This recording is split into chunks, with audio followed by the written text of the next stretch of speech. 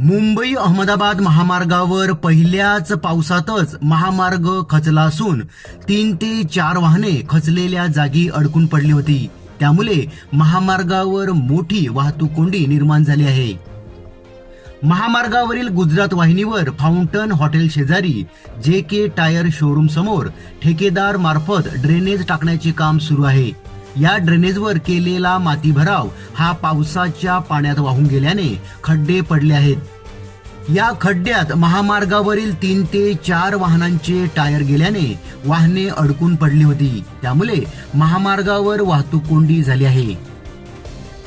याबाबत महामार्ग पोलीस व स्थानिक पोलीस यांनी घटनास्थळी धाव घेत JCBच्या साहाय्याने खड्डे बुजविण्यात आले व खड्ड्यात अडकलेली वाहने बाहेर काढण्यात आली.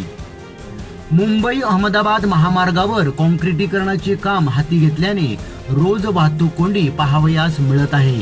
त्यातच ठेकेदारमार्फत कामात दिरंगाई व काम व्यवस्थित होत नसल्याने अशा घटनांना सामोरे जावे लागत आहे.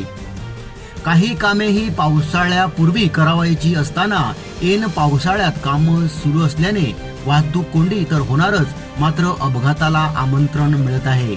यासाठी महामार्ग प्राधिकरण व लोकप्रतिनिधी यांनी वेळीच लक्ष देऊन महामार्गावरील कामे योग्य पद्धतीने करून घेणे गरजेचे आहे. नाहीतर पावसाळ्यात महामार्गावरील प्रवास अत्यंत कठीण होणार आहे.